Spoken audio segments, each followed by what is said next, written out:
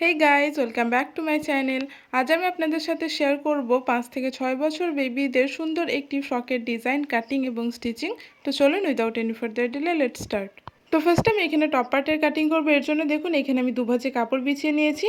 তো দুভাজে কাপড় বিছানোর পর কাপড়টির এখানে চওড়া নিয়েছি 16.5 ইঞ্চি এবং লম্বায় নিয়েছি 8 ইঞ্চি। এখন মাঝখান থেকে ভাঁজ দিয়ে আমি কাপড়টিকে টোটাল 4 ভাঁজে বিছিয়ে নিলাম। এখন আমি উপরের বন্ধ সাইড থেকে শোল্ডারের চওড়াটি নিয়ে নিলাম 4 ইঞ্চি এবং যেখানে মার্কিং করলাম সেখান থেকে আর্মহোল লেন্থ নিয়ে নিলাম 3 ইঞ্চি। এখন আমি চেস্টের মেজারমেন্টটি নিয়ে নিচ্ছি। তো চেস্ট যা থাকবে তাকে 4 দিয়ে ভাগ করতে হবে এবং তার সঙ্গে এখানে আমি 1.5 ইঞ্চি এক্সট্রা অ্যাড করেছি সেলাই মার্জিনের জন্য। তো এখানে আমি টোটাল 8 ইঞ্চিতে মার্কিং করে নিলাম। এখন আমি ওয়েস্টের মার্কিংটি 7.5 ইঞ্চিতে করে নিচ্ছি। তো ওয়েস্টের ফর্মুলাটি চেস্টের ফর্মুলার মতোই সেমই হবে। এখন আমি নিচে থেকে 1/2 ইঞ্চি পরিমাণ মার্জিন নিয়ে টপ পার্টির শেপ দিয়ে নেব এবং দাগ বরাবর টপ পার্টির কাটিং করে নেব।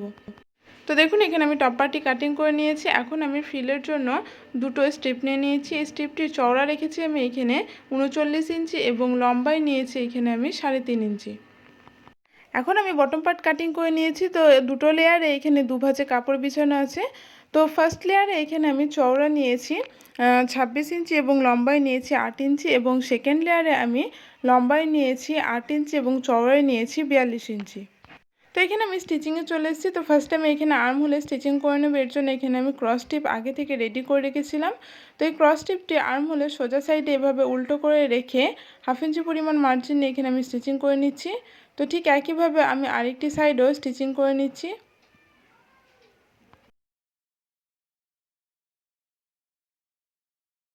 তো দেখুন আরেকটি সাইডেও আমি ক্রস টিপ অ্যাটাচ করে নিলাম। এখন আমি ছোট ছোট কাট বসিয়ে দিচ্ছি। তো ছোট ছোট কাট বসানো হয়ে গেলে আমি স্ট্রিপটিকে ব্যাক সাইডে টার্ন করে ডবল ফোল্ড করে এভাবে স্টিচিং করে নেব দু সাইডেই।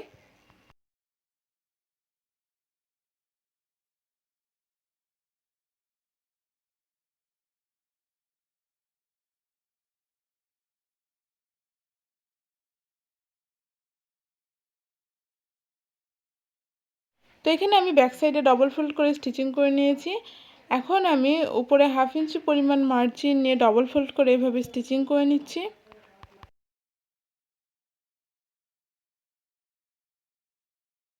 এখন আমি ফ্রিল তৈরি করে নেব। এর জন্য এখানে আমি ফার্স্টে ফ্রিলের জয়েন্টগুলো দিয়ে নিচ্ছি। এখন এই দুটো ফ্রিলের কাপড়কে আমি এভাবে ডবল ফোল্ড করে বিছিয়ে নিচ্ছি।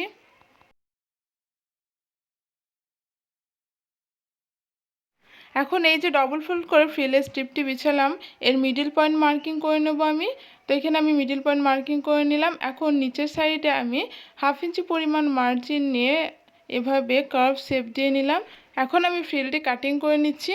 তো দেখুন এখানে আমার কাটিং হয়ে গেছে। এখন উপরে যে কার্ভ শেপটি দিলাম সেটি আমি এভাবে ডবল ফোল্ড করে স্টিচিং করে নেব দুটো পার্টেই।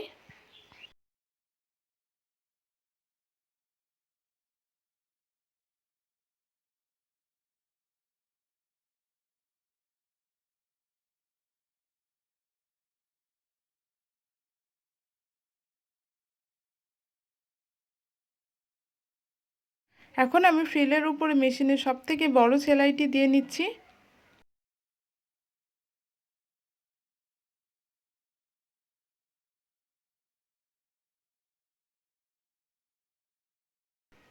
তো এখানে আমার সেলাই দেওয়া হয়ে গেছে। এখন আমি একটি সুতো ধরে হচ্ছে যে ফ্রিল রেডি করে নেব।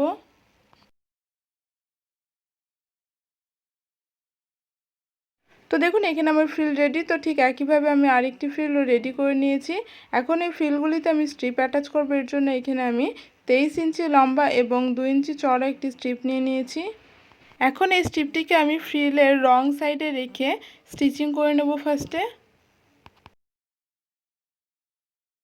তো এখানে আমি স্ট্রিপটি অ্যাটাচ করে নিয়েছি। এখন এই স্ট্রিপটিকে আমি সোজা সাইডে টার্ন করে ডবল ফোল্ড করে এভাবে স্টিচিং করে নেব।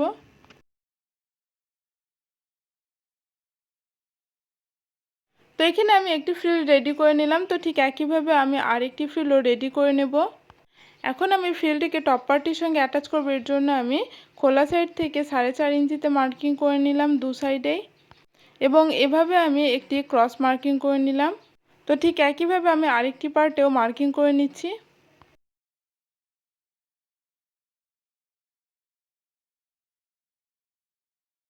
এখন আমি এই দাগ বরাবর ফ্রিলটিকে রেখে স্টিচিং করে নেব।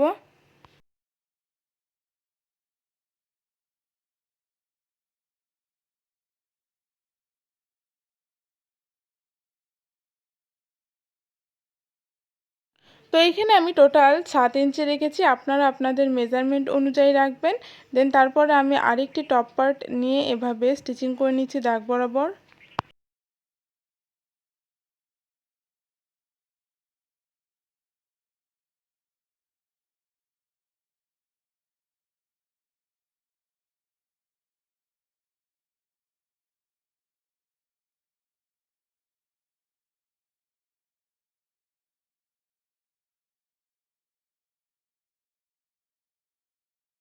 তো দেখুন এখানে আমি একদিকের পার্ট রেডি করে নিয়েছি, তো ঠিক একইভাবে আমি আরেকটি পার্টও রেডি করে নিচ্ছি।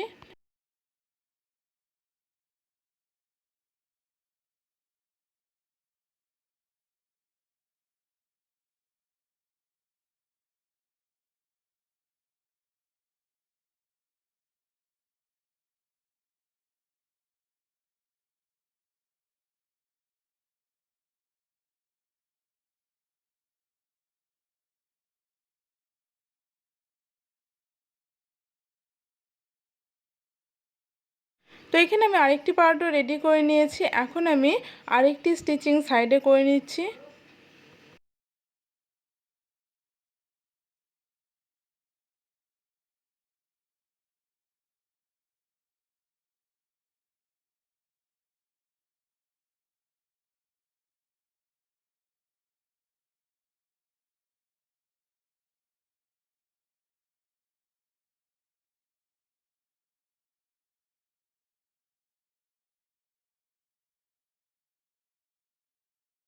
তো এখানে আমি টপ পার্ট স্টিচিং করে নিয়েছি, এখন আমি বটম পার্ট স্টিচিং করব। এর জন্য এখানে আমি ফার্স্ট লেয়ার নিয়ে নিয়েছি।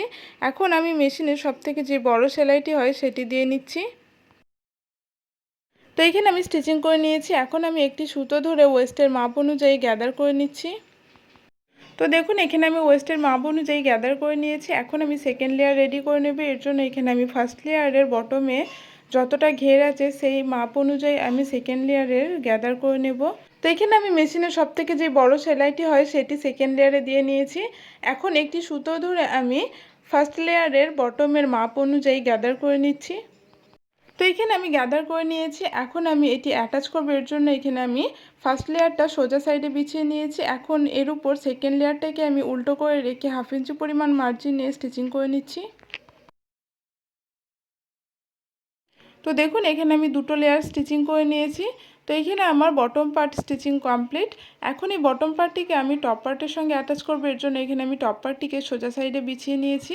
এখন এই বটম পার্টটিকে আমি টপ পার্টের উপরে উল্টো করে রেখে 1/2 ইঞ্চি পরিমাণ মার্জিন নিয়ে টপ পার্টটির সঙ্গে বটম পার্টটিকে অ্যাটাচ করে নিচ্ছি।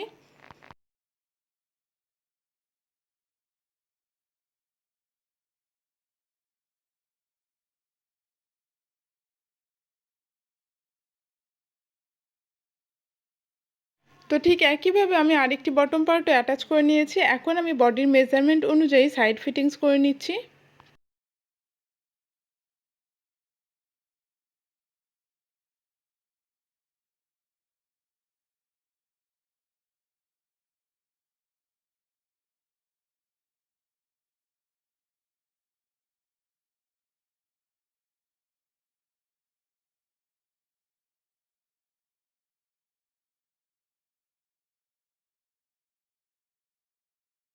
তো এখানে আমি দু সাইডে সাইড ফিটিংস করে নিলাম, এখন আমি বটমে ডবল ফোল্ড করে গোটা রাউন্ডে এভাবে স্টিচিং করে নেব। তো এখানে আমি বটমে ডবল ফোল্ড করে স্টিচিং করে নিয়েছি। তো এইখানে আমার সুন্দর ফ্রকটির কাটিং এবং স্টিচিং কমপ্লিট।